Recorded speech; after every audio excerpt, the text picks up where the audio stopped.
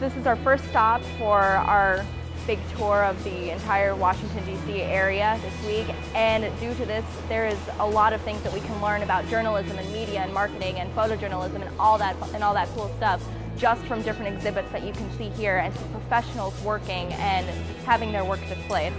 Right behind me is the Berlin Wall right here, very, very impacting exhibit.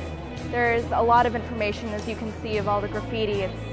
It's amazing, and the tower that's right behind it, you can go inside and look around. It is absolutely amazing. And we hope that the students have the time and the incentive to stop in our exhibits, see some of the videos, read some of the historic newspapers, and in particular, learn some really important stories about how journalists around the world put their lives on the line just to get the story.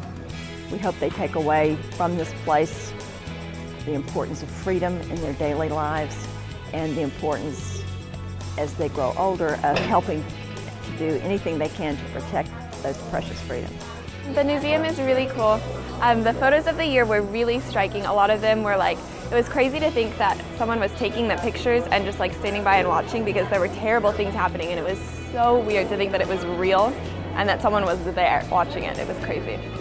In the news interaction room, when we were doing like a mock anchoring, I guess, I loved it because I want to be a broadcast journalist, and that really helps me get experience with practicing for it. So I think it's giving them a really good start to the conference. You know, it's kind of setting everything in motion, and it's getting them to think a lot.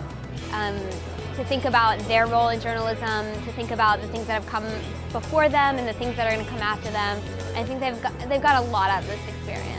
Museums are one-of-a-kind facility. The international aspects of the institution, but more than anything else, as Susan Bennett talked about in the opening this morning, the entire museum surrounds the idea of protection of the First Amendment, which is so core to the idea of a conference about journalism and media. For these students, one of the discussions that's been so fun, they've been to see these incredible exhibits about the Berlin Wall and Katrina coverage and 9/11 coverage. And they come away with such raw emotions from those incredibly powerful news events. And then I've seen them really engage on what does that mean for where they are right now. When they're here during this intense budget debate that will affect many of their futures. And many of them are talking about how they, as the journalists of the future, they as leaders in the field, should be covering what's going on right now. And it's exciting to see them make that transition from how amazing the coverage has been in the past that they're getting to see here at the museum to what they can contribute to the field in the future.